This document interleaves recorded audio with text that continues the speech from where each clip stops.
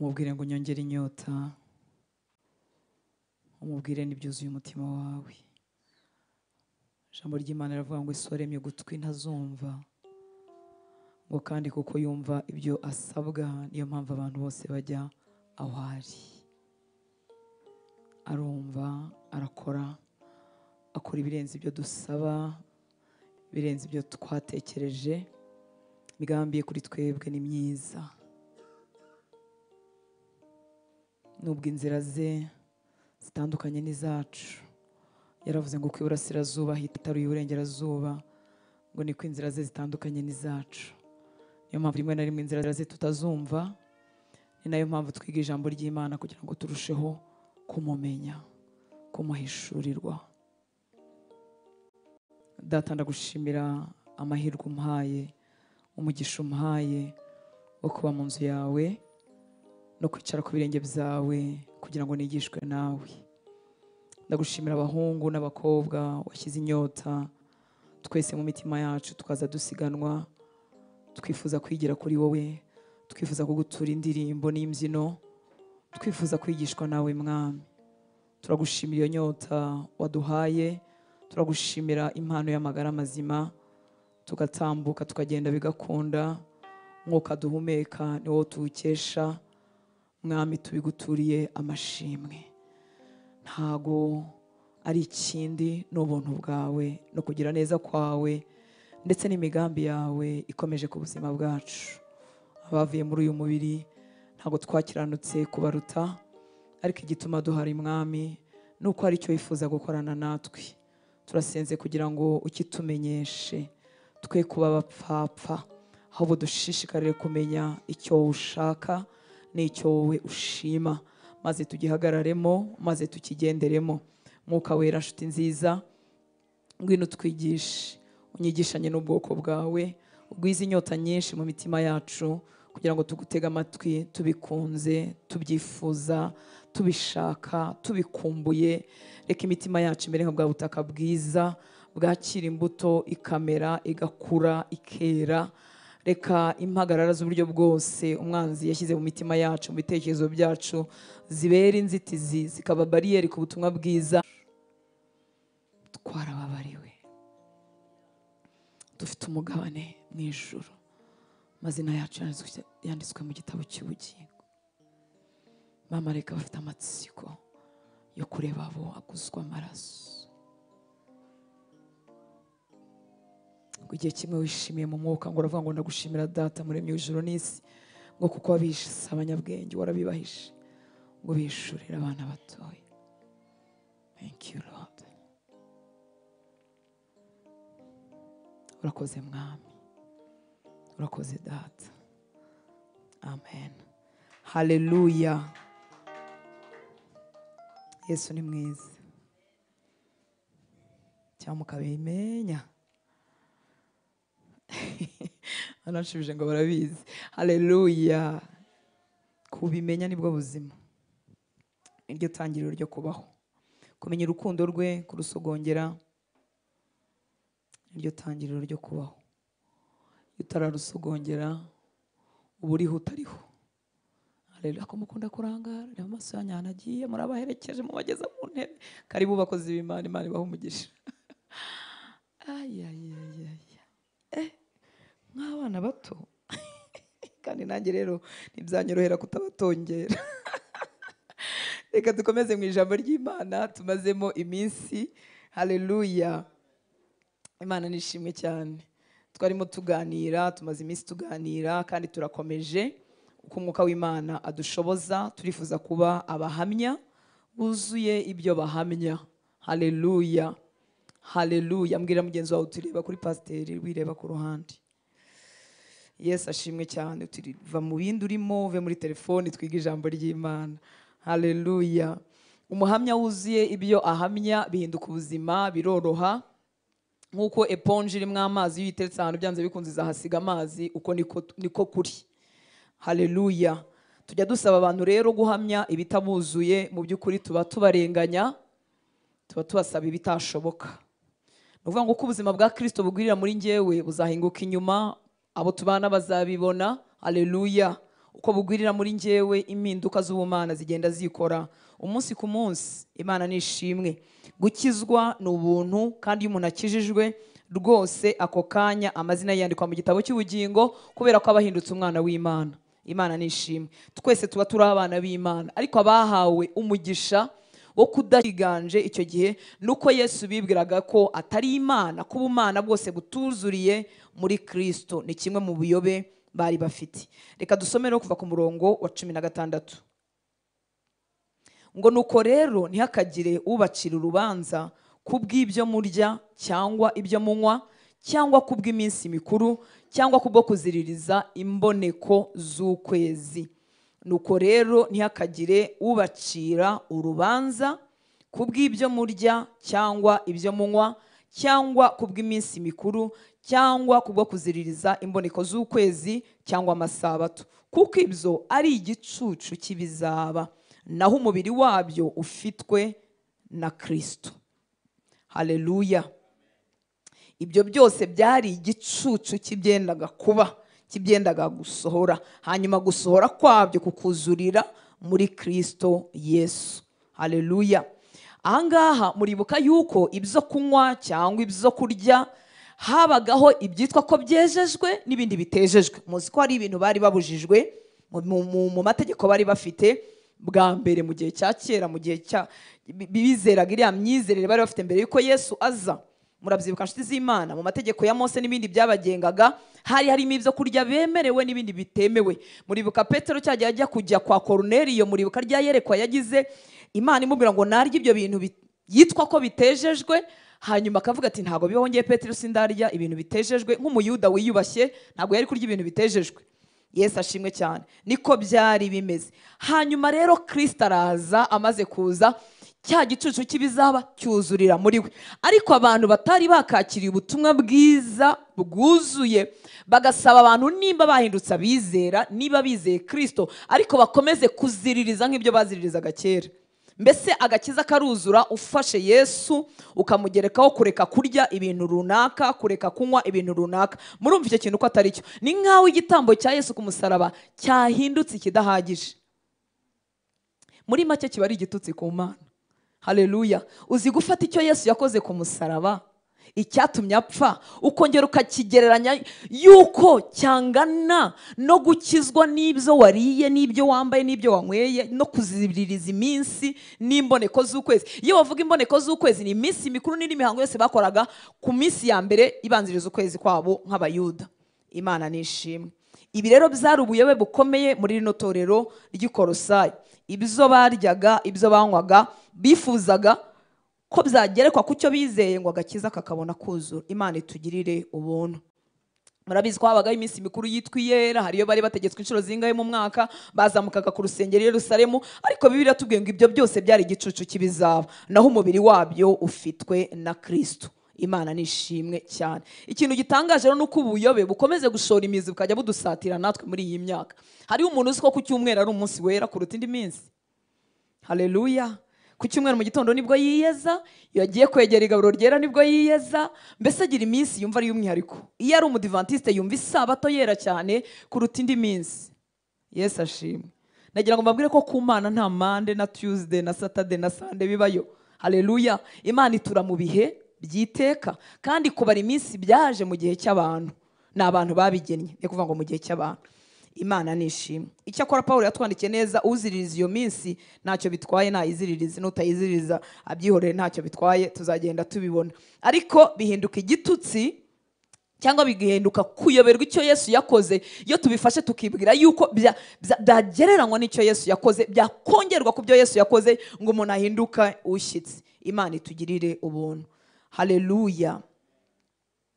Muze gusoma muri Yesaya igice cya mbere, ntabwo turi basome umurongo wa 11 na 15 gutyo. Hari ahantu Imana yababwiye ngo ndambiwe amasabato yanyu, ndambiwe imboneko z'amezi yanyu, ndambiwe ibitambo agahishyi byinshi muza kuntura, ndambiwe ko mundibatira inzu. Ni ukuvuga ngo byasigaye ari imihango, ariko Imana itagize gute, itabirimo. Muranyumva nshuti z'Imana? Haleluya. Kugeza igihe Imana ivuga ngo ndabirambiwe ibyo bintu. Rero biroroshye ko imirimo y'inyuma yabera umuntu umutego akayisigarana yonyine, ariko nta Yesu birimo. agakiza kabonerwa muri Kristo akadomo. Haleluya. Nta kindi kirengejeho. Ubundi buzima twabamo tububamo kubera icyo twabaye cyo nyine, kuko twabaye abana b'Imana, ariko ntibiduhindura kuba abana b'Imana, ntibidutera kwemerwa n'Imana birushijeho. Muranyumva nshuti z'Imana? Haleluya. Byari igicucu kibizaba. Dukomeje kuri 18 ngo ntihakagire umuntu bavutsa ingororano zanyu azibavukishije kwihindura nk'uwicisha bugufi no gusenga abamarayika, akiterera mu byo atazi, atewe kwihimbariza ubusa n'ubwenge bwa kamere ye. Ntihakagire umuntu ubavutsa ingororano zanyu azibavukishije kwihindura nk'uwicisha bugufi no gusenga abamarayika, akiterera mu byo atazi, atewe kwihimbariza ubusa n'ubwenge bwa kamere ye. Ibyo nabonye mu busobanuro bwa Bibiliya ahangaha, ntihakagire umuntu bavutsa ingororano. Mwibuke ko iyo umuntu yandika mu gihe cye. Niyo mpamvu bimwe dushobora kutabyumva uyu munsi, kuko byanditswe mu gihe cya kera bitajyanye na lifestyle cyangwa n'ubuzima tubayemo. Ariko ahangaha havuga ngo ubavutsa ingororano, ngo iyi nteruro ikoreshwa ngo yasobanuraga kimwe n'iyakoreshwaga bavuga umuntu wakurwaga mu isiganwa, umusifuzi akamukuramo kubera ko atubahirije amategeko y'irushanwa. Mugaruke. Haleluya. Dukomeze. Ntihakagire umuntu bavutsa ingororano zanyu. Ngo iyi mvugo irakoreshwa mu buryo busobanura nk'umuntu waza, umusifuzi waza akagukura mu irushanwa hagati kuko utakurikije amategeko y'irushanwa. Abakolosayi rero barimo barasabwa ko badakwiye kwemera inyigisho z'ibinyoma ngo bahakane agakiza bahawe, bitewe n'uko batihinduraga nk'abicisha bugufi cyangwa ngo basenge abamarayika. Dusubire kuri 18 kugira ngo twumve. Haleluya. Ibyo bintu mubyihorere. Ntihakagire umuntu ubavutsa ingororano zanyu azibavukishirije iki? Kwihindura nk'uwicisha bugufi. Murumva iyo bivuze ngo kwihindura nk'uwicisha bugufi, ntabwo ari guca bugufi, ni ukwihindura nkabyo, sibyo?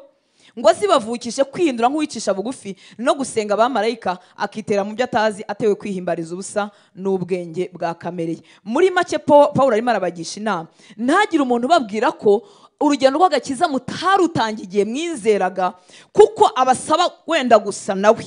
Biriya akora bisa nko kwicisha bugufi, ndetse bashyizemo no gusenga abamarayika, akaba yumva ko aribwo agakiza kuzuye. Muri make akamera nka wa muntu ugusohoye mu irushanwa kandi wari waratangiye urugendo rw'agakiza. Yesu nashimwe. Haleluya. Arimo arababwira rero ngo ntibemere izo nyigisho z'ibinyoma ngo bahakana agakiza bahawe. Agakiza kabonerwa muri Kristo Yesu gusa. Ngo bibwire yuko kongeraho iyo mihango isa nko kwicisha bugufi igaragara inyuma aribyo bituma agakiza gahinduka kuzuye cyangwa se kwemerwa n'Imana. Imana itugirire ubuntu. Kwicisha bugufi umuntu yiratana ku batariko, kuko kuzuyemo kugaya abandi kandi kugashingira ku murimo w'inyuma utagira umumaro. Yesu ashimwe. Haleluya.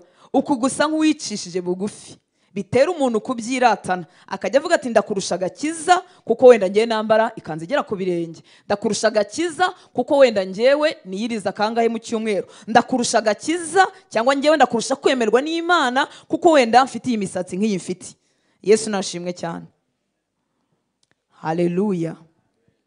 Ni ukuvuga ngo uku kwicisha bugufi umuntu yiratana kuba atariko, kuko kuzuyemo kugaya abandi kandi kugashingira ku murimo w'inyuma utagira umumaro wo gukiza. Imana itugirira ubuntu. Haleluya. Kwicisha bugufi nyako kuba imbere y'Imana. Imana nishimwe. Haleluya. Aha rero bafitemo n'ubundi buyobe bwo gusa nk'abashyira imbere abasenga abamarayika. Abamarayika ni imyuka ishinzwe gukorera twebwe abazaragwa agakiza, nk'uko tubisoma mu Baheburayo. Haleluya. Haleluya. Haleluya. Mushobora kuba mutarahura n'ubuyobe bwenda gusa gutya, ariko bubaho, aho abantu bashyira imbere amayerekwa bagize, ukumva niba wabonye marayika mbese birimo umwihariko wo guhishurirwa Imana kuruta umuntu wakijijwe. Reka mvuge ngo gusa amayerekwa ni meza, rwose, ariko ntasimbura icyo Yesu yakoze ku musaraba. Iyo uhuye n'inyigisho nk'izi z'ubuyobe, bituma abantu bahora baharanira kwifuza kubona mwene ayo marayika, kubona marayika, ahure na marayika mu muhanda, ahure na marayika mu nzira, ahure na marayika mu nzira, ku buryo byakoroha gushukwa. Mwibuke ko na Satani bimworohera kwihindura marayika w'umucyo. Bakifuza mwene ibyo bintu kubirutisha icyo Yesu yakoze. Ndanga kuvuga amazina y'ubwo buyobe, ariko hari abitwa biyita abakristo nabo, ariko guhura na marayika babigira ikintu kinini cyane kuruta kuba warakiriye Yesu. Imana nishimwe. Haleluya. Mbese nko kubonekerwa na marayika nkaho biri pati y'agakiza, nkaho ari igice cy'icyo Yesu yakoze bigomba kuzura ari uko wahuye n'abamarayika. Oya pe. Vuga ngo hoya pe. Haleluya. Cyangwa se ko ari igice kigaragaza ko wakuze mu busabane, bigatuma baba munsi y'izo nyigisho bakomeza kuba ari byo bashakisha. Haleluya. Mani tugire neza. Ubuyobe nanone bwari buri muri iri torero ry'i Kolosayi, bwaje no kwamamara, twabuvuzeho mu kinyejana cya kabiri, bwitwa Gnosticisme, ngo bwamamaye cyane muri kinyejana cya kabiri. Mu byo bizeraga muri ubwo buyobe, bari barakoze urutonde rw'imyuka ngo yaturutse ku Mana umuntu agomba gucamo kugira ngo agere ku Mana. Haleluya. Dutunze ibintu byenda gusa nk'ibi ngibi muri kino kinyejana cyacu. Ngo bari barakoze urutonde rw'imyuka bavuga ko yavuye ku Mana umuntu agomba guca amasenga kugira ngo agere ku Mana. Yesu ashimwe. Haleluya. Hari abantu bajya banyohereza udukarte ku munsi wa Mutagatifu Hortense. Ushobora gusanga Mutagatifu Hortense yarapfuye atanizera. Mbese muri make mushobora kuba murusha ubutagatifu. Ubutagatifu ntazaniwe n'ingeso n'imyitwarire myiza, ahubwo nazaniwe nuko nemeye Kristo ngahinduka uwera ku bwa Kristo. Yesu ashimwe. Ntukeneye guca muri mutagatifu runaka kugira ngo ugere ku Mana. Ndabivuze. Ariko niko kuri. Haleluya. Umuhuza w'Imana n'abantu n'umwe ni Yesu Kristo. Igitambo cye cyahindutse igihagije, uremewe kubwe. Imana nishimwe. Utisa abatagatifu tubagire gute? Tubareke baruhukira aho bari. Amen.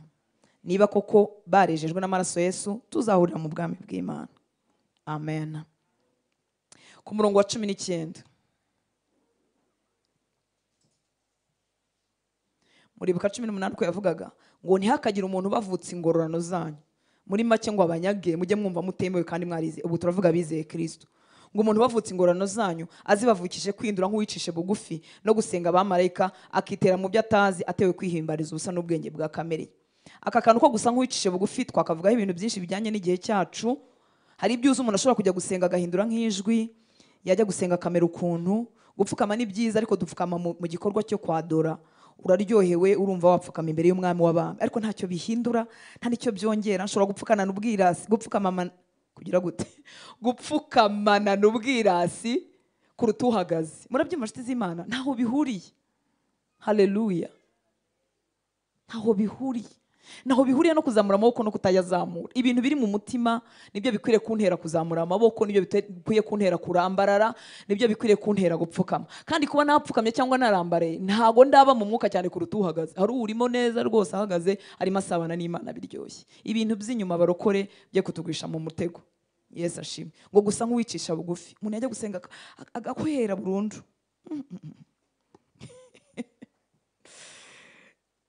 Haleluya.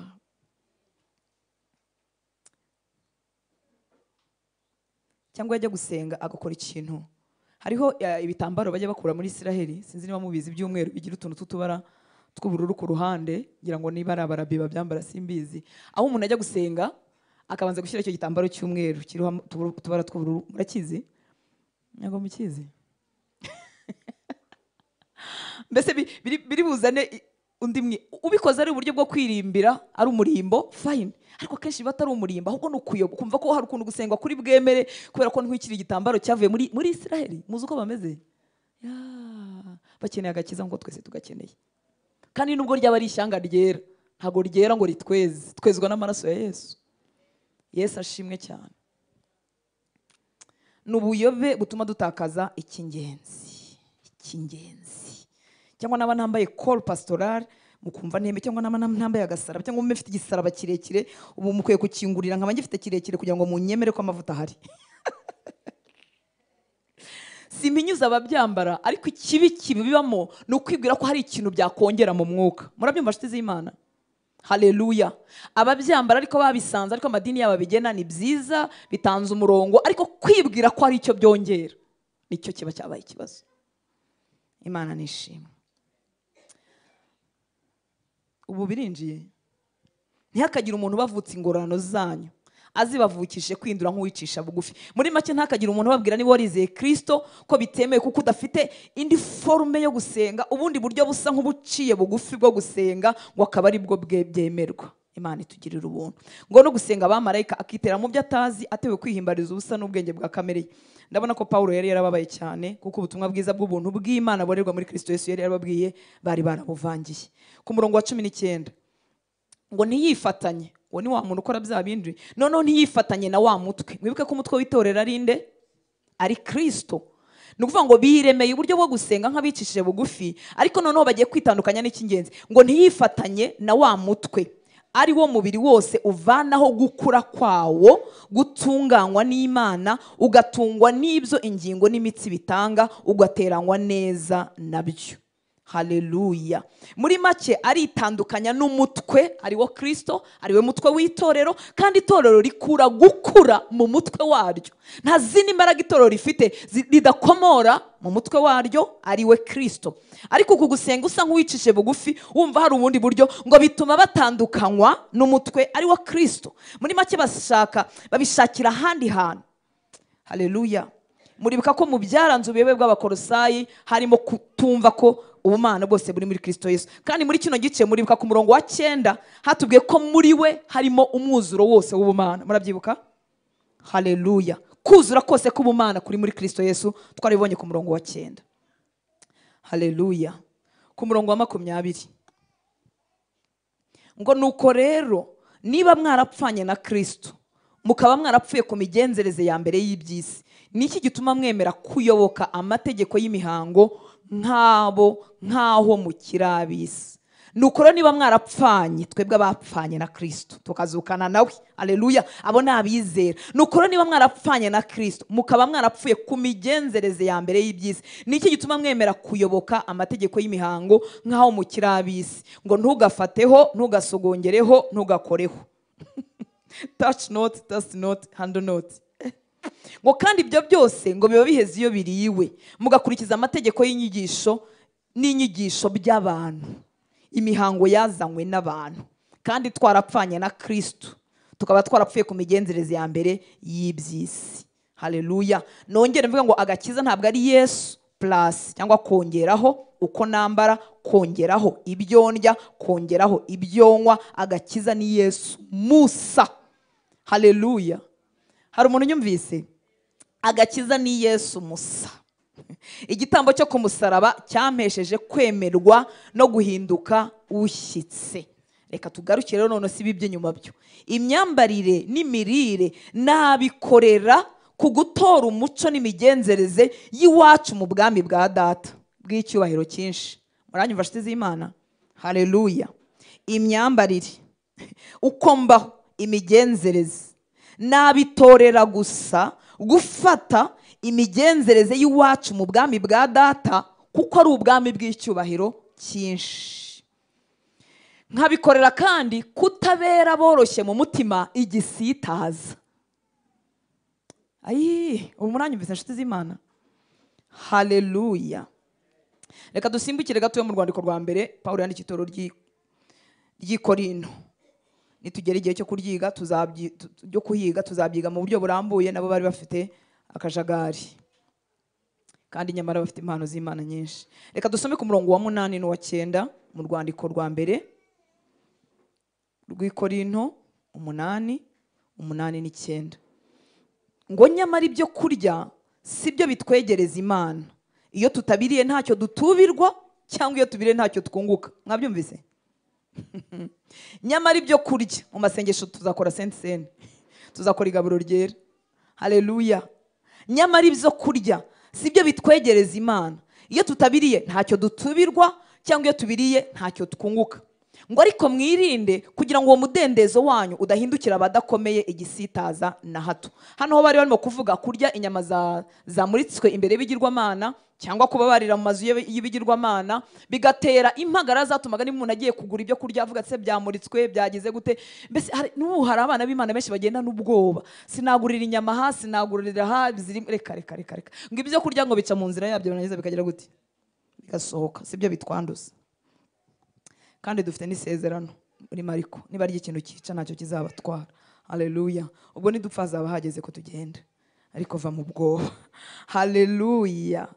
Reka nanone turebe muri uru rwandiko rwa kabiri rw'Ikorinto 6:1-4, kugira ngo nanone tutava ku ruhande rumwe tugahita duhengamira ku rundi, kuko abantu dukunda guhengama.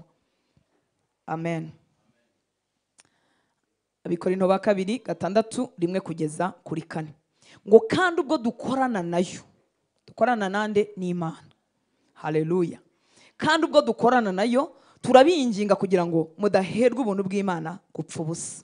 Ngo kuko yavuze iti mu gihe cyo kwemererwamo narakumviye, no ku munsi wo gukirizwamo naragutabaye. Dore none nicyo gihe cyo kwemererwamo, dore none niwo munsi wo gukirizwamo. Ntitugire igisitaza dushyira mu nzira y'umuntu wese, kugira ngo umurimo wacu utagira umugayo. Murumva impamvu y'uburyo twakwambara, impamvu y'uburyo twasokoza, impamvu y'uburyo twagaragara ntibitwegereza Imana, nta nubwo bitwongera ku gakiza twahawe, ariko turashaka kutaba igisitaza. Haleluya. Kugira ngo umurimo dukorera Imana utagira umugayo. Yesu ashimwe.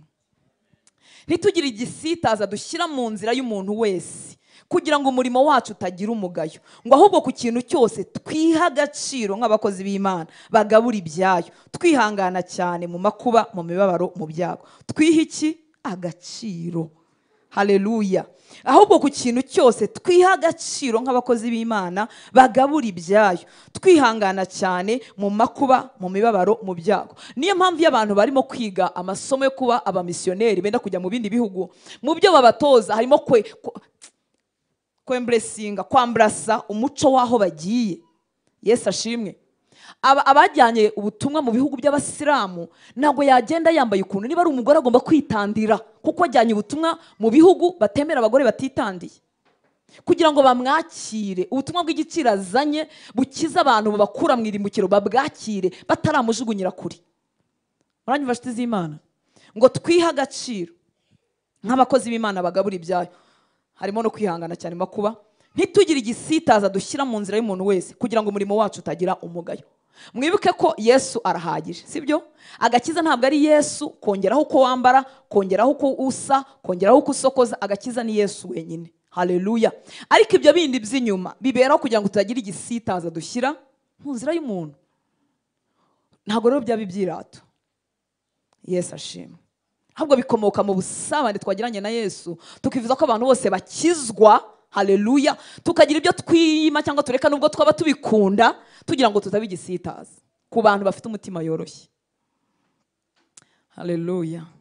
Mu mwaka wanjye wa mbere w'agakiza nari ndi mu rusengero, aho twasengeraga higeze kuza kwigisha umudamu umwe, yari umukongomanikazi. Murabizi ko amabiju ari ibintu byabo, sibyo Christian?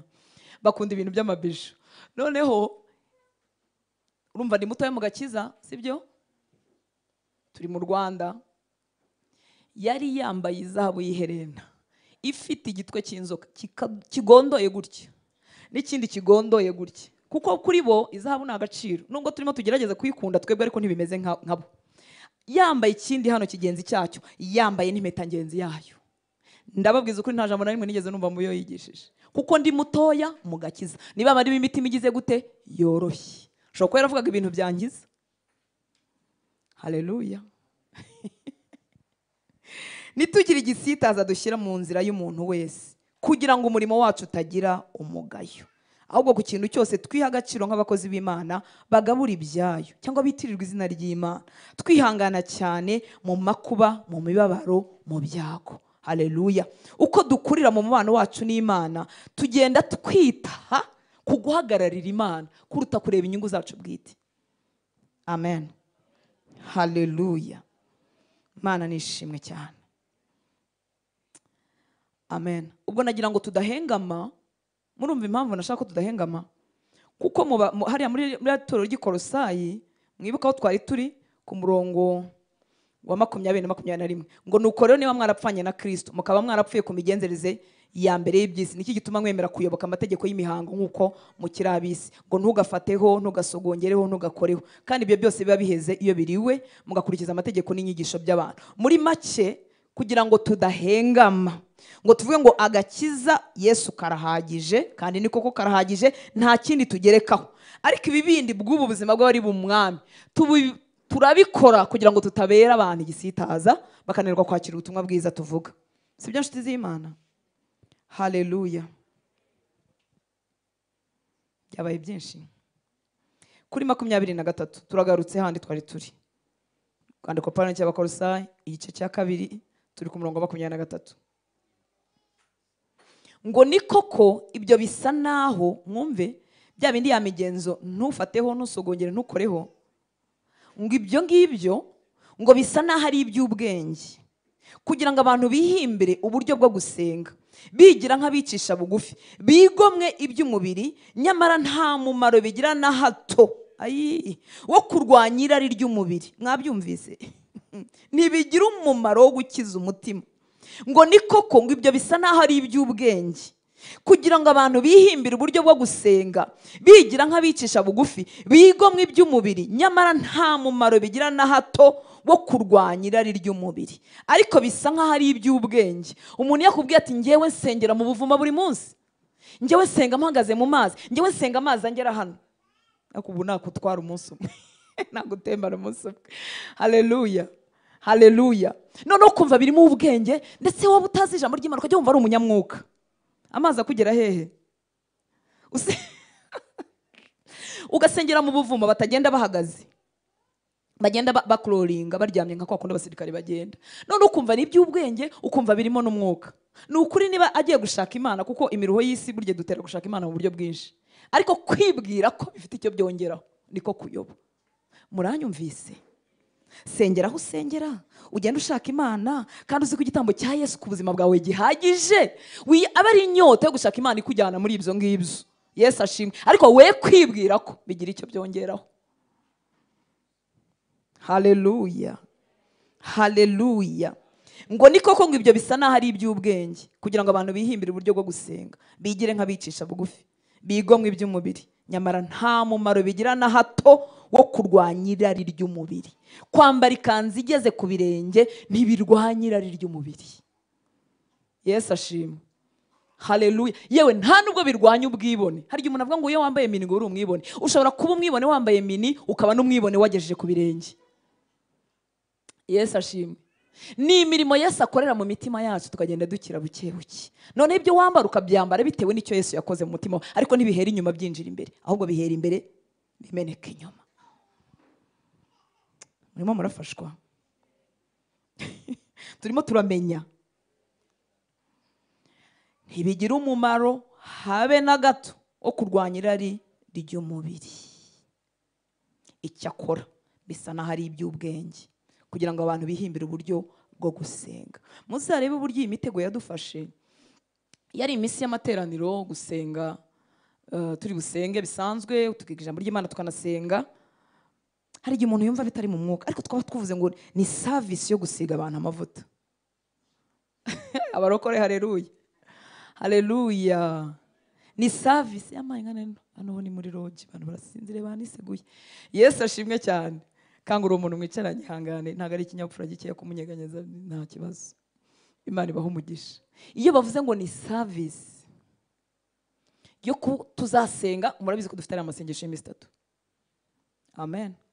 Turamutse ducometsemo umunsi wo kuvuga ngo uwo munsi tuzasiga abantu bose amavuta, tuba tugiye mu mwuka. Ikinyoma. Mwuka wera ashobora guhumekera utuyoboye ko hariho gusiga abantu amavuta, ariko reka nkubwire ko ntago biri buza n'undi mwihariko.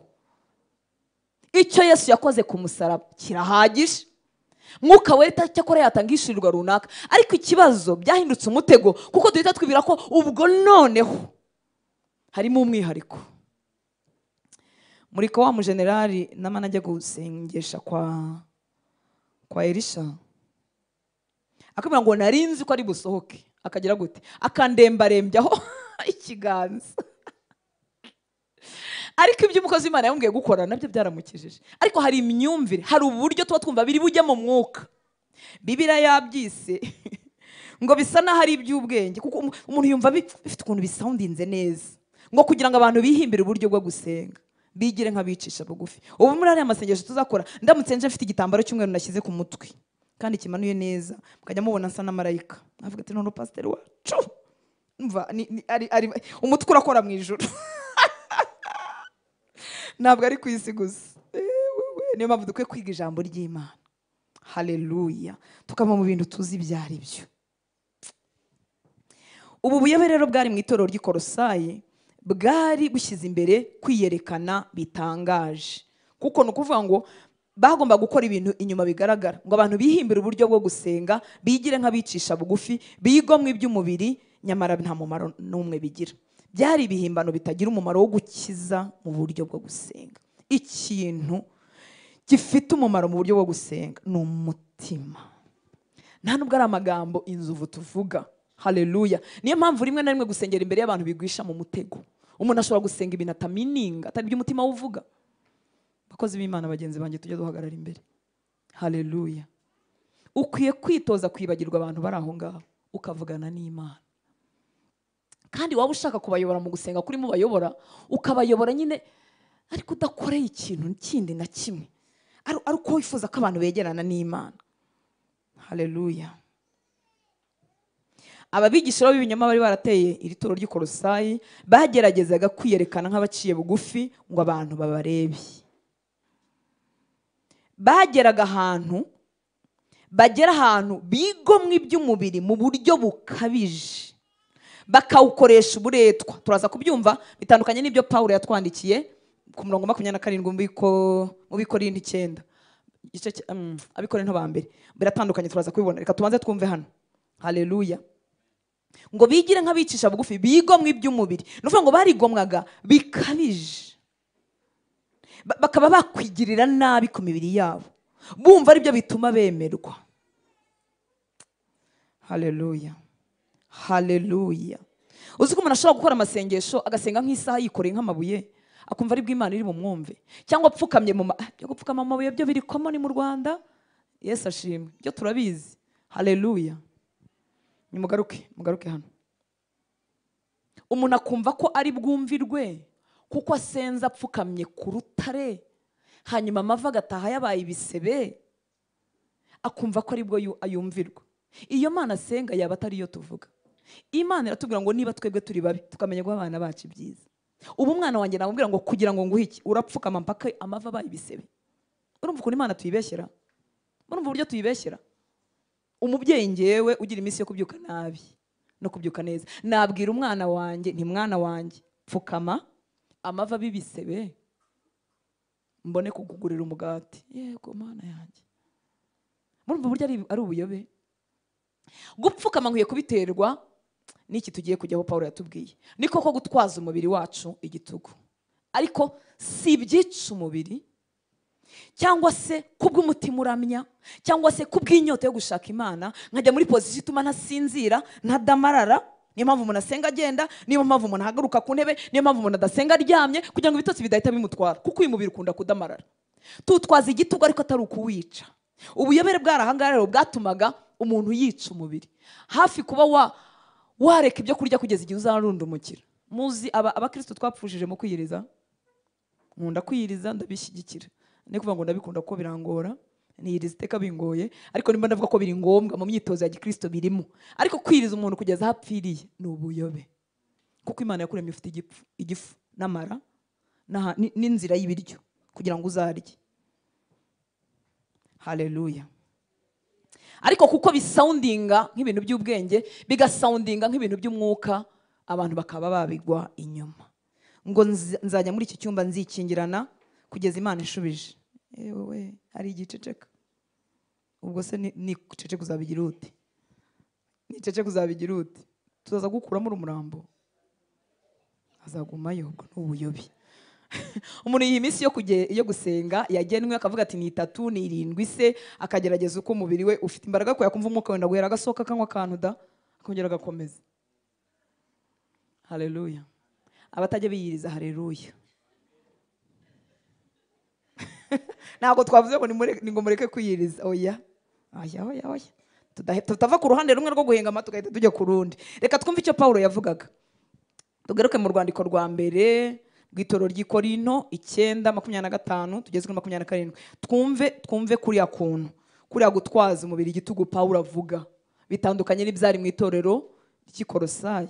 Kuko iyo abari byababwiraga ntiyari kongera ngo birwanye. Imana nishimwe cyane. 25 twagezeyo. Rwandiko rwa mbere rw'i Korinto 9:25-27. Umuntu wese urushanwa, werega ubu turi mu irushanwa dukomeje urugendo rugana i Siyoni. Haleluya. Umuntu wese urushanwa yirinda muri byose. Abandi bagenzereza batyo kugira ngo bahabwe ikamba ryangirika, naho twebwe tugenzereza dutyo kugira ngo duhambwe iritangirika. Haleluya. Iyi myitozo dufite mu irushanwa ntiduhesha agakiza, ariko kuko twagahawe kandi turi mu rugendo tugira uko tubaho. Nimba abatrete babandi basiganwa bagira ibyo bareka kugira ngo bazatware amakamba yangirika, na nkaswe twebwe ababikiye ikamba ritangirika tugira uko tubaho, tukagira uko tugenda, tugakora imyitozo yo mu mwuka. Haleluya. Kugira ngo tutadamarira inaha ngaha tukibagirwa urugendo, ibyinaha bikatubasha. Muranyumva nshuti z'Imana? 26 ngo nuko nanjye ndiruka. Afashe igeranyo cy'umwatlete cyangwa usiganwa, arasiganwa kugira ngo azamone igihembo cy'igihe gito, ariko twebwe ababikiye ikamba ritangirika. Ngo nuko nanjye ndiruka, ariko sinkutaza wajya, nkubitana ibipfunsi ariko sinkuhusha, ahubwo mbabaza umubiri wanjye ngukoza uburetwa. Erega iyo twawubujije kurya, iyo tubyukije mu gicuku ngo usenge, iyo tugiye kwiherera, iyo tuwima ibyo amaso yawe ashaka kureba, tuba turimo kukoresha uburetwa. Ngo ahubwo mbabaza umubiri wanjye ngukoza uburetwa, ngahari ubwo maze kubwiriza abandi nanjye ubwanjye ntaboneka ko ntemewe. Haleluya. Iyi mbabaza umubiri wanjye nugushyira umubiri munsi ya discipline. Mu cyongereza tuvuga ngo but I discipline my body. Haleluya. And bring it into subjection. Muri make discipline umubiri wanjye ndawutoza, nkawushyira muri discipline, ntuntegeke, nkawutoza guca bugufi. Sibyo? Haleluya. Uko niko gukoza uburetwa, si ugupfukama ngo amava hinduka ibisebe, si ugusenga nikoreye amabuye, si ugukuroringa nka bya by'abasirikare ukamanuka ku musozi ukazagera mu manga ngo nibwo Imana izakumvira. Muranyumva nshuti z'Imana? Ariko kandi si no kuwudamaraza kuko ukunda kudamarara, ahubwo ndawudisciplina. Yesu ashimwe cyane. Nkabwe nti mubiri wanjye twarakijijwe ntitureba ibi. Mubiri wanjye twarakijijwe ntituryama amasaha 10 buri munsi. Mubiri wanjye twarakijijwe ntitujagajaga, ntituzerera. Murumva ukuntu umuntu awubwira? Ukabwira ngo mubiri wanjye twarakijijwe, kandi umukwe igihe itoro cyo kwiyiriza no gusenga cyaraje, kuko yarabwiye ngo umukwe ngo igihe kizagera umukwe azabakuramo, itoro rizaba rigeze mu gihe cyo kwiyiriza no gusenga. Murumva uko tuwubwira? Haleluya. Haleluya. Haleluya. Urabwira uti mubiri wanjye turajya mu materaniro, urananiwe, warayunaniwe, watinze kuryama, ariko turajyayo. Mwumvise ukuntu tuwubwira? Ahangaha Paulo arimo aratubwira kuyobora umubiri we mu buryo butajegajega, mu buryo buri serious yakorera umwami. Amen. Haleluya. Kuyobora umubiri mu buryo buri serious. Iki mwuka wera agomba gukora aba yaramaze kugikora, ariko umubiri wacu turawuyoba. Ubu twizanye mu materaniro, ni amahitamo twagize. Iyo dushaka no kuryama nabwo byari bikundi, ariko twabwiye ngo umubiri turajya mu materaniro. Wabunaniwe wabutananiwe turajya guterana. Yesu ashimwe. Haleluya. Haleluya. Abaguzwe amaraso, haleluya. Ntacyo twabikozeho, Imana nibishimirwe, ariko kandi dutoza uyu mubiri, tuwutoza discipline, tukawuyobora tutajenjetse, tukawuyobora turi serious. Ukabwira uti umubiri wanjye ukunda kureba filime, ariko warakijijwe ntuzongera kureba filime amasaha, ugiye kwitoza kurya ijambo ry'Imana. Haleluya. Ukabwira uti umubiri wanjye ukunda ikigare no kugihagaramo amasaha 2 uvuga ubusa, umubiri wanjye ntuzongera guhagarara muri ibyo, uzajya ugira ingendo zifite gahunda. Muranyumva nshuti z'Imana? Uzajya ugira ibiganiro bifite umumaro, ukabibwira kandi ukumva, ukagira ibigare uvamo, ukagira amagurupe uvamo, ukabibwira uti dukeneye kurya iby'Imana, ukawubwira kandi ukawujyana aho ngaho wawubwiye. Yesu nashimwe. Babwire ko intangiriro yabyo igorana, ariko igihe kiragera bikadubera ubuzima. Hari abantu baza gusenga bigoranye kuko basenga rimwe bagasimbuka ibyumweru 2, 3, 4 biracyagoranye, ariko abandi twabyitoje igihe cyarageze birafata. Nibwo buzima kandi turaryohewe. Haleluya. Tuza mu nzu y'Imana tuhakumbuye. Iyo twagize impamvu itubuza kuhaba, imitima yacu ibibabaye. Hari abandi rero bitarabera ubuzima, akubwira ati amafite akazi mba nakoze, ariko nako kazi afite ntanabisengere, ngo avuge ati Imana uzampa akazi mbona mu mwanya wo guterana. Kuko inyota ari nkeya. Yesu ashimwe. Haleluya. Ngikora muri Faisal urumva twararaga amazamu tugatangira saa 1 amateraniro nimugoroba kancika, urumva ntago wavuga ngo ku cyumweru nturi bukore, ariko nakoraga ndimo nsenga mvuga Imana uzampa akazi kanyemerera kuba mu materaniro kugira ngo nige ijambo ryawe. Kibazo sakazi, kibazo n'umutima ubifitemo. None yarabimpaye yantuje yo kabyara. Haleluya. Aha rero Paulo arimo kuvuga kuyobora umubiri mu buryo butajenjetse, butajegajega, uri mukorera umwami. Si cyo kiguhesha kwemerwa n'Imana, icyo Yesu yakoze kirahagije, ariko kuko icyo yakoze gifite icyubahiro, nawe ubuzima ubamo bukitaho icyo ngicyo Yesu yakoze. Haleluya. Muzareba abantu bakora ahantu hakomeye bagira imyitwarire itandukanye, bagira ukuntu bahita biyubaha, bagira ukuntu bahita bahinduka kubera ko ofisi bagiyemo irakomeye. Mana ishimwe cyane. Twebwe twaguzwe amaraso y'igiciro, tubikiwe ikamba ritangirika nshuti z'Imana. Haleluya. Ibyo Yesu yakoze abamarika bibigirira amatsiko, ni gute wabaho ujenjetse nk'utazi icyo waguzwe? Ahubwo dukwiye kwiyubaha, tukongera tukiyubaha, tukongera tugatwaza uyu mubiri igitugu. Haleluya. Hari ijambo riba mu rwandiko Paulo yandikiye Abafilipi, mu Kinyarwanda ntibabivuga neza, byandika itoro ry'Ifilipi 2:12 avuga ngo nuko abo nkunda nk'uko iteka ryose mwajyaga mwumvira, uretse igihe mpari gusa, ahubwo cyane cyane ntahari, muba ariko musohoza agakiza kanyu mutinya muhinda imishyitsi. Mwabyumvise? Icyo twaguze kiraremereye, dusohoza agakiza kacu dutinya, tutapfa kubibamo uko tubonye, tubisohoze dutinya duhinda umushyitsi. Mu Cyongereza aravuga ngo work out your own salvation with fear and trembling. Muri make ukorere mu gakiza, ntago gakorerwa ariko tugakoreramo. Haleluya. Iyo turimo dusenga, iyo dufata iminsi yo gusenga, iyo twiga ijambo ry'Imana, iyo dukorera abera, iyo dukorera Imana, iyo dukora ibyo twasomye mu ijambo, tuba turimo gukorera muri ako gakiza twahawe. Muranyumva nshuti z'Imana? Haleluya. Haleluya. Reka duhe Imana icyubahiro. Haleluya, haleluya, haleluya. Iyo wagiye muri gym guterura ibyuma, ntabwo urimo guterura ibyuma kugira ngo ugire imikaya yo ku maboko, iriho, ahubwo urimo urabiterura kugira ngo ikomere. Mwabyumvise? Ntabwo muri gym bakuremera amaboko ugenda uyafite. Nta muntu ugiterura ibyuma hano. Iki ni ikibazo. Ntabwo iyo ugiyeyo baturemera izi misikire, siko bimeze abajene. Haleluya. Shwi, ntabwo barya ngo no kwiteza ibyuma no kugira gute.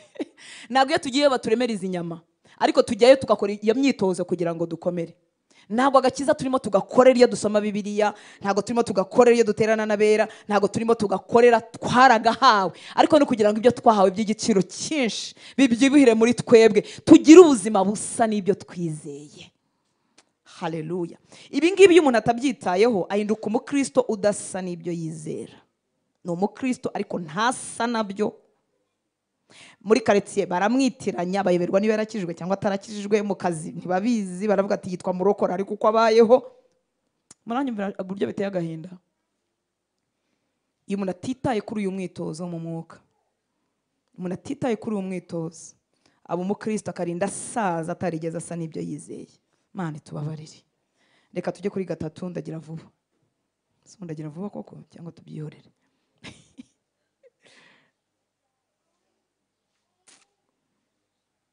Haleluya. Nagira vuba bigakunda. Ku gice cya 3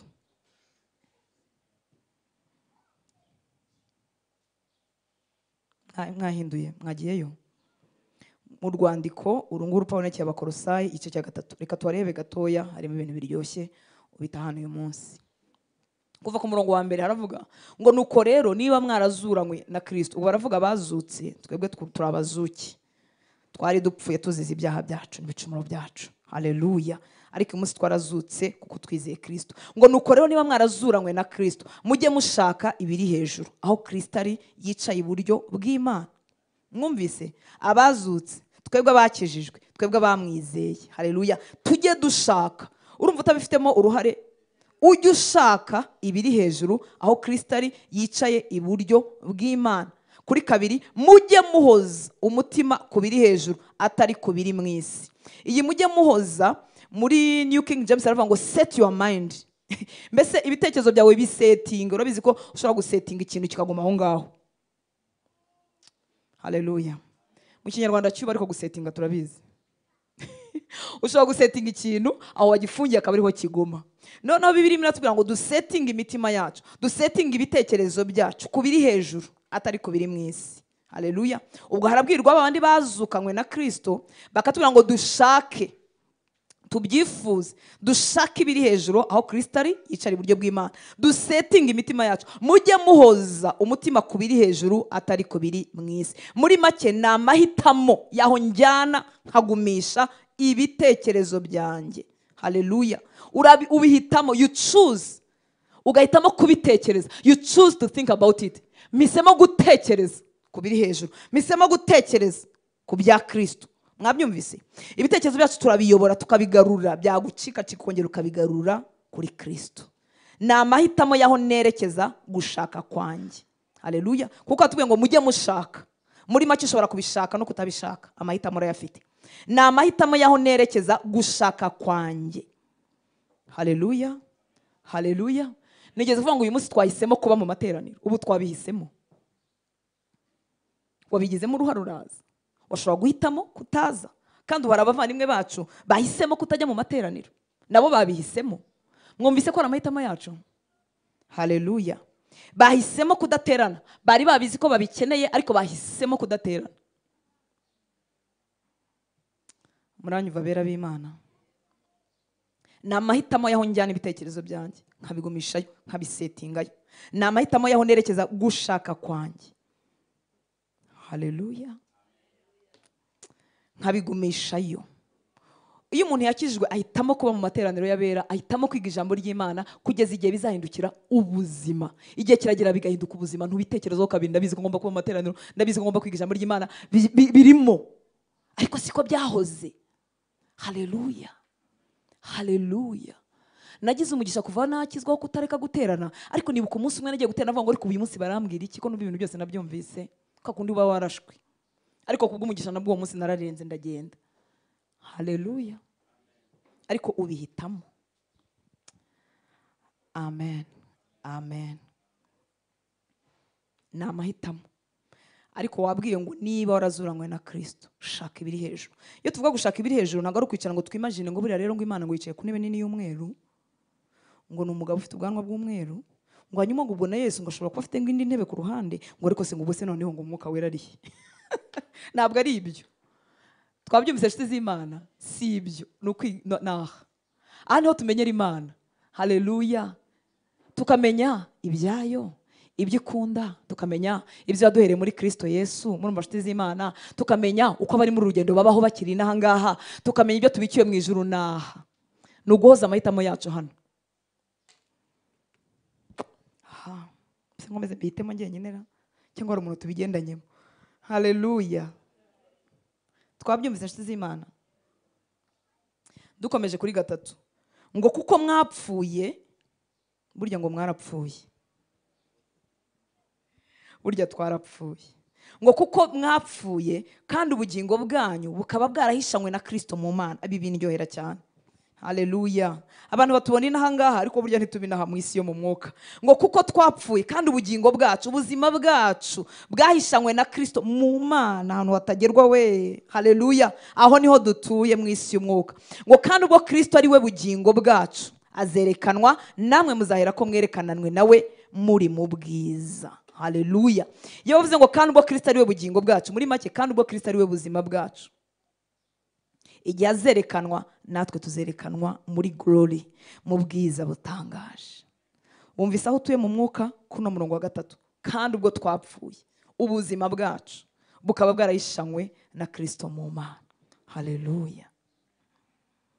ibintu bimara impagarara z'ubuzima. Abapfanye nawe nibo basabwa ibi bikurikira ku murongo wa 5. Ubwo ni abakijijwe, ni abizera Kristo. Ngo nuko noneho mugiye kugira gute? Mugiye kwica. Mwabibonye kuri 5. Abapfanye na Kristo, abo ubugingo bwabo buhishanywe n'ubwa Kristo mu Mana, bagiye kwica. Ninde ugiye kubicira? Nibo ubwabo. Ngo nuko noneho mwice. Kwica ni nko kumisha. Ikintu kitakivomereye kiruma. Muri umushuti z'Imana. Ngo nuko noneho mwice ingeso zanyu z'ibyisi, zazindi za kera, gusambana no gukora ibiteye isoni no kurigira no kurarikira n'imyifurize yose ariyo gusenga ibigirwamana. Mortify, mwumishe muri make. Ubu turi mu murimo wo kumisha ingeso zacu za kera. Haleluya. Ureka kuzigaburira. Ukumva umunwa urakuriye urashaka gutuka umuntu, we mujya mutukana mbese. Haleluya. Ukumva urashaka nko kumusubiza, yakubwiye ukuntu kwiza, oya ntabwo ari kwiza, kubi arakujombye nk'ahantu ukumva birabira. Ariko ukica, ukumisha gutukana, ukumisha ukuntu wasubizaga kera, ukagira gute? Ukabyumisha, ukavuga uti sindi bumusubize, narakijijwe. Hanyuma ishubije ubugaburiye. Warakijijwe, yes, ariko uragaburiye. Kandi iyo ugaburiye kirushaho kubyibuha. N'ubutaha iyo bakujombyeho gatoya urongera ukabasubiza. Ariko watangiye umurimo wo kumisha, ugenda ubyumisha kugeza igihe bitagikorera, bimera nk'ibitagihari. Twamera nk'abatazi gutukana, kandi bitutsi tugibyibuka mu mutwe. Hari umuntu unyumvise? Haleluya. Twice, twumishe. Twumishe, ntubivomerere, ntubigaburire, ubyumishe. Twumishe ingeso za kera. Kandi ingeso si zahingutse inyuma gusa. N'ibitekerezo bipfuye umuntu arabyumisha akavuga ati no way. Nta kuntu watambuka mu bwenge bwanjye. Mujye mwitoza kwibwira. Muranyu bashuti z'Imana, ikintu cy'igitekerezo cyanduye gipfuye kigatambuka mu mutwe ngo ujye ukibwira uti no. Kuno kuvogera.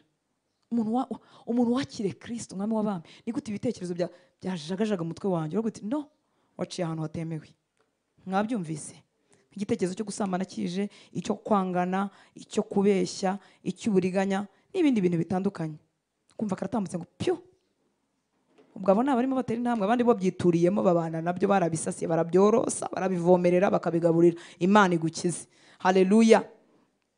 Twice, twumishe, bikagukomangira, bikakujagajaga koko ikavuga ati no, urapfa, uruma, ntago utura muri njyewe, umuntu waguzwe amaraso. Haleluya. Kubera iki? Mwibuka ko twapfuye. Muri make ubuzima turimo bw'inyongezo si ubwacu n'ubwa Kristo. Yarabitubwiye hano mu Bikorinto ba 2:5-15. Ngo kandi yapfiriye bose. Inde wadupfiriye? Kristo. Kandi yapfiriye bose kugira ngo abariho be gukomeza kubaho ku bwabo. Wowe nanjye twapfanye na Kristo, tukongera tukabaho. Ntabwo turiho ngo dukomeze kubaho ku bwacu. Mwabyumvise impamvu tugomba kumisha no kwica, kuko tutakiriho ku bwacu. Ngo kandi yapfiriye bose kugira ngo abariho be gukomeza kubaho ku bwabo, ahubwo babeho ku bw'uwo wabapfiriye akanabazukira. Impamvu ntagusubiza, impamvu ntagutuka, nuko ndi mu buzima bwo kubaho ku bw'uwo wampfiriye akananzukira. Murumva nshuti z'Imana, impamvu ingeso za kera zigomba kuma nuko ntariho ku bwanjye. Haleluya. Abariho be gukomeza ubuhemukiye wagukunze, ukomeje kubaho nkuko wabagaho kera. Ngo kandi yapfiriye bose kugira ngo abariho be gukomeza kubaho ku bwabo, ahubwo babeho ku bw'uwo wabapfiriye akanabazukira. Ibisimba ivugira ku bikorwa byitwa iby'icyaha gusa. Niyo twanze kurya ijambo ry'Imana, iyo twanze kwiga ijambo ry'Imana, iyo twanze kugaburira umwuka wacu, tuba duhemukiye watuguze amaraso. Haleluya. Kuko umuntu wacu wa undi yaguze yagire ku musaraba, tuba tumuconjesheje akamera nk'uwarwaye bwaki, akabura imbaraga zo gusa n'uwamukunze. Muranyumva nshuti z'Imana? Kandi yapfiriye bose kugira ngo abariho be gukomeza kubaho ku bwabo, ahubwo babeho ku bw'uwo wabapfiriye akanabazukira. Iyo twemeye kugwingira, tuba tutabayeho ku bw'uyu wadupfira akanatuzukira. Imana itubabare kandi duhe inyota. Haleluya. Ubwo uriho rero kubwo wagupfiriye akanakuzukira, checking ibyo ureba, checking ibyo wumva, ese birakuganisha mu kuberaho Kristo cyangwa bikujyana kure. Checking ukubayeho, wishyire ku minzani uvuga ati ibi ntibimunyegereza, ibi ntibituma mbaho kubwe, ibi nibyigireyo, ibi nibyigireyo. Haleluya. kuri 7 twasubiye mu gice cya 3 tugiye gusoza. Ngo kandi namwe mwabigenderagamo kera, bya bindi bivuye hejuru. 6 twayisimbutse, twayivuze. Zirangeso ngo nibyo bizanira umujinya w'Imana abatumvira. Tekereza ibintu bizana umujinya w'Imana ku batumvira, natwe bikatugaragaramo. Imana itugirira ubuntu. Biriya ngo kandi namwe mwabigenderagamo kera ubwo mwahoraga muri byo, ariko none mwiyambure ibi byose. Tugire gute? Tubyiyambure nk'uko umuntu akuramo umwambaro. Tureke kubigaburira, tureke kubivomerera, bizagenda byuma buke buke uko tugaburira umwuka wacu. Ngo ariko none mwiyambure ibi byose: umujinya n'uburakari n'igomwa no gutukana, kandi ntihakagira amagambo ateye isoni aturuka mu kanwa kanyu. Haleluya, haleluya. Ujye wishyira ku munzani ku magambo uvuga uti ndamutse nyavugiye ku karubanda muri mikrofone ku musozi, aya magambo nayasubiramo. Nusanga utayasubiramo ntiwirirwe uyavuga. Sibyo nshuti z'Imana? Ku 9 barakomeza kutubwira ubwo twiyambuye, ubwo twambaye umushya, ubwo twiyamburira muntu wa kera, ngo ntitukabeshyane, ntimukabeshyane ubwo mwiyambuye umuntu wa kera n'imirimo ye, mukambara umushya uhindurirwa mushya kugira ngo agire ubwenge kandi ngo ase n'ishusho yamuremye. Haleluya. Umva aho tugana nshuti z'Imana, gusa n'ishusho y'uwaturemye. Murabyumva nshuti z'Imana? Ntimukabeshyane ubwo mwiyambuye umuntu wa kera n'imirimo ye, mukambara umushya uhindurirwa mushya kugira ngo agire ubwenge. Umva impamvu duhinduka bashya, ni ukugira ngo tugire ubu bwenge budutera gusa n'ishusho y'uwaturemye. Haleluya, amen. Reka 11 tuzayivugeho ubutaha.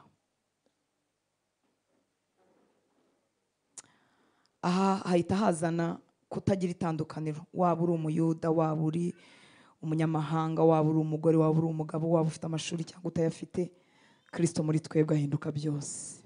Imana ibaha umugisha. Reka duhaguruke dusenge.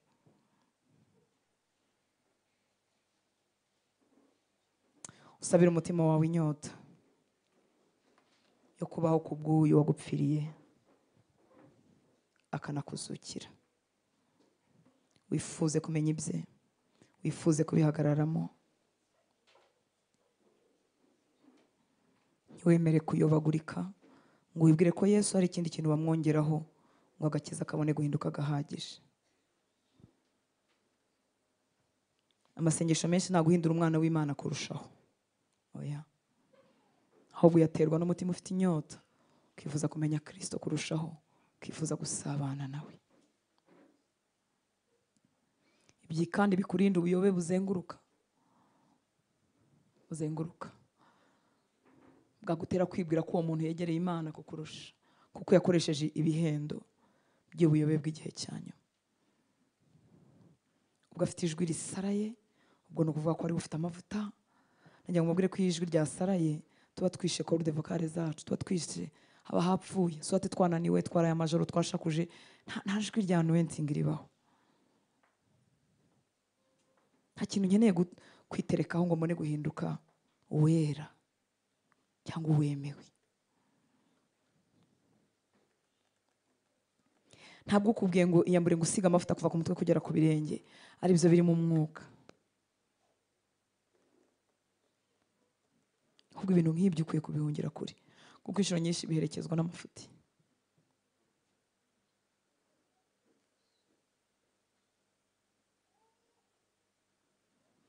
Muri Itorero ry'i Kolosayi ngo bari barihangiye ibintu by'ubwenge bw'abantu, ngo bise nko gusenga nk'aho hariho umuntu yicishije bugufi. Guca bugufi kuri mu mutima, guhera mu mutima, kandi twicisha bugufi imbere y'Imana, bikazahinguka inyuma wenda mu migendere yacu. Ariko si ukoroshya ijwi ngo nikubwira noroheje ngo bibone ko ari buri mu mwuka, ngo ningu telefone saa 9 z'ijoro nkwereke ko narindi mu mwuka kuko nge ntajya ndyama. Imana yaduhaye imibiri kugira ngo tujye turyama, tugire igihe cyo gusenga, tugire n'igihe cyo kubyuka, tugire n'igihe cyo kuryama. Ariko kuko turi abana mu gakiza, tutuntu twose baraduhendesha, tukaguhinduka ibihendo. Munaguhendesha ngo nakugiriye ku musozi, wese wakwigiriyeyo ko nawe ufite amaguru n'amaboko. Ngo Isaka ugomba kumuma, Isaka wuhi nta kintu na kimwe gisimbura icyo Yesu yakoze ku musaraba. dusabwa kumva ubutumwa bwiza, imitima yacu yakinguka tukamwizera, hanyuma tugakurira mu busabane. Mwuka w'Imana yakuyobora ku kintu ukagikora, ariko Mwuka w'Imana ntabwo ajya ayobora ikintu kiri weird, kiri bizarre. Ntabwo Umwuka w'Imana ajya ayobora ku bintu wabwira abantu bose bagashesha urumeza. Ntabwo ibyo bintu, ntabwo ari byo, ntabwo ari byo. Umwuka w'Imana ntashobora gutuma ngo ujye gushaka ngo inyenyeri yawe ngo muri Tanzania. Inyenyeri yiheze, umugisha w'umuntu kuba mu muntu mo imbere.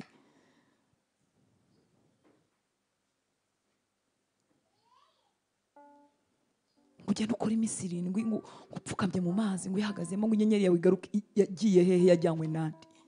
Iyihe wundi?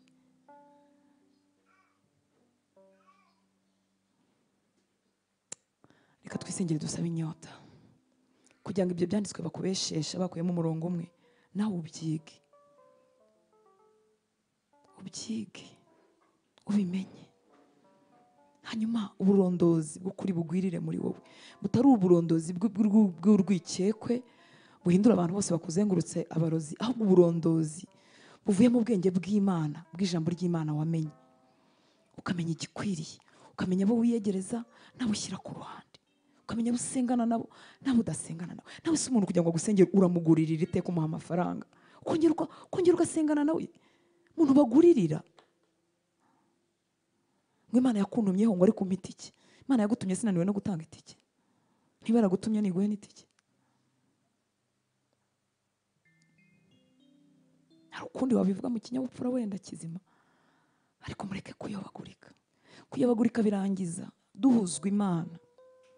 Abantu benshi batinda mu buyobe birangira bahuzwa Imana, bagira ngo Imana irabeshya kandi ari abantu bababeshye, bafite umuruho mwinshi n'umunaniro mwinshi, bikarangira agakiza kabishye, bikarangira bahunze inzu y'Imana, bagatandukanywa na wa mutwe ari wa Kristo, bagahinduka utuntu tw'udutsindatsinda tuba ngo amadini yaranduye.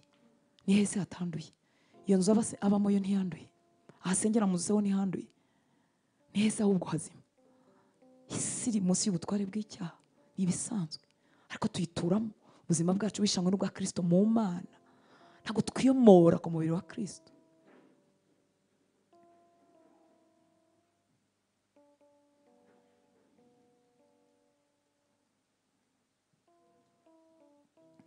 Abakiri batoya mufite imihamagaro yivuga butumwa itandukanye. Ntukeneye kwimpressiona, ntukeneye kugira ibintu uterekaho, ntukeneye guhindura ijwi, ntukeneye kwambara karavati igera ku birenge, ntukeneye kugira imyitwarire imeze ukuntu. Ba wowe.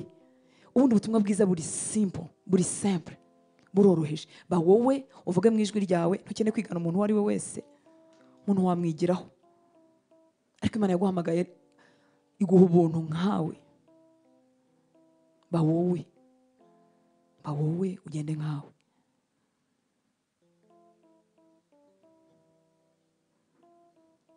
Ndimo nabwira n'abatari hano, reka twisengere inshuti z'Imana,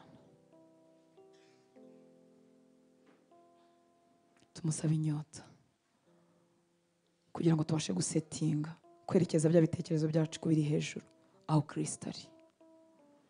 Kubiri hejuru mwibuke ni ku byo Yesu akunda, ni ku byo atwigisha, ni ku nyigisho ze, ni ku cyo yakoze ku musaraba, ni ku cyo yatugize cyo, ni ubuzima bw'abari muri we uko babaho. Byose byanditswe mu ijambo ry'Imana. Rigwirire muri twebwe, ibitekerezo byacu aba ariho biguma, aba ari byo duhitamo. Ibidukuza mu kurushaho gusa nawe aba ari byo duhitamo. Ibidutera kugabanukirwa tubihunge, kuko bidukamyamo inyota, ese katubasha tukabihirwa n'urugendo. Kandi uru rugendo rurimo amahoro menshi, urugendo rurimo ituze ryinshi, urugendo rurimo imbaraga z'Imana zidutuza hejuru y'imiyaga y'uburyo bwose. Uru rugendo rurimo imbaraga zituma ubuzima bwacu bumera nka ya nzu yubatswe ku rutare. Si uko imivu idahari, irahari, imiyaga irahari, ariko ubuzima bwo gukurikira no kwita ku cyo Yesu avuga budutuza ku rutare. Imiyaga ikaza, imivu igatemba, tugakomeza duhagaze ku rutare. Ariko musabe inyota yo kumutamukuraho amaso kugira ngo ubashe kwiyambura imirimo ya wa muntu wa kera. ubashe kuberaho wagukunze, wagupfiriye akanakuzukira. Uri mu myaka y'inyongezo yo kubaho kubwe. Turi mu myaka yo kubaho kubwe. Twari abo gupfa, twari abo gucirwaho iteka, aduha agakiza, atwongera n'iminsi yo kubaho kugira ngo tubeho kubwe. Sohoza agakiza kawe. Nkuko umuntu ajya mu myitozo ngo umubiri we ugire imbaraga, niko ukwiriye kugira imyitozo y'umwuka. Wiga ijambo ry'Imana mu masaha ya 24 y'umunsi. Shyiramo kwiga ijambo ry'Imana, shyiramo kuryumva no kuribamo. Wisiba amateraniro y'abera nta mpamvu zikomeye. Wereka kugira iminsi yo gusenga no kuyiriza. Toza, kora imyitozo. Reka usenge mu magambo yawe. Data ndagushimye kuri nyuma y'ijambo ryawe kugira ngo urisohoze. Turagusaba inyota muri iyi nzu Mwami. Turagusaba inyota. Mwuka wera, kora umurimo mushya mu mitima yacu. Umurimo mushya udukura mu ruzerero no kurorongotana. Umurimo mushya udukura mu munaniro twazaniwe n'inyigisho z'ibinyoma n'imisengero itariyo. Twuzuza inyota y'ibyawe, turushaho kukumenya Kristo. Twakira ikiruhuko kiri muri wowe. Ngo bya bindi byose za mboneko z'amezi y'amaturo kwa kubahiriza iminsi, ngo byose byari igicucu kibizaba, kandi byose byuzuriye muri wowe. Reka uwo mwuzuro usohore mu buzima bw'abahungu bawe n'abakobwa bawe. Kiruhuko cy'ukuri gitahe mu mitima yawe. Turagushimira icyo wakoze ku musaraba ku bwacu. Dushoboze kubaho ku bwawe mu myaka dusigaje. Twongera inyota yo kuba mu ijambo ryawe. Twongera inyota yo kudakukuraho amaso no gusetinga amayindi zacu kuri wowe. Tekerezo byacu tubyerekeze kuri wowe. Amahitamo yacu abe wowe. Utubere urukundo, tugukunde, twifuza ibyawe, turyoherwe no kuba imbere yawe, turyoherwe no kumva amagambo yawe, turyoherwe no kwihererana nawe. Urakoze Mwami mwiza. Reka umuruho wose waje mu buzima bw'abahungu bawe n'abakobwa bawe kubw'ibishuko bizinyanyagiye hirya no hino, uyu munsi ukorwe ku bitugu byawe. Bakire ikiruhuko cy'ukuri, bakire simplicité, bakire ibyo bintu byoroshye biri mu butumwa bwiza. Ibyo wahishuriye abana batoya, ibyo watubwiye ngo abantu baba muri ubu bwami bakwiye kuba bafite imitima imeze nk'iy'abana. Imitima yacu igukingurikire, yakire byose biva kuri wowe nk'abana batoya. Tudakize na kimwe mu byiza tubikiwe tukiri n'ahangaha dutakaza, dutegereje kuzabana nawe handi tuzabona ikamba ritangirika. Urakoze Data, icyubahiro cyose nikikugarukire. Mvuze umugisha ku bwoko bwawe, mvuze guhirwa, mvuze kugirirwa neza, mvuze gusubizwa kw'amasengesho ari mu mitima yabo, gukingurirwa imiryango ikinze igihe kirekire, gutura imitwaro runaka iri ku buzima bwabo. Ineza yawe yomatane n'ubuzima bwabo, bagarukane mu nzu yawe impundu n'amashimwe n'indirimbo nshya. Tuvuze amahoro ku gihugu cyacu ndetse no kugirirwa neza. Ni mu izina rya Yesu dusenze, amen. Mwami Yesu abaho umugisha. Reka turamukanye dutahane amahoro ya Kristo. Urakoze kuba mu nzu y'Imana. Uramahoro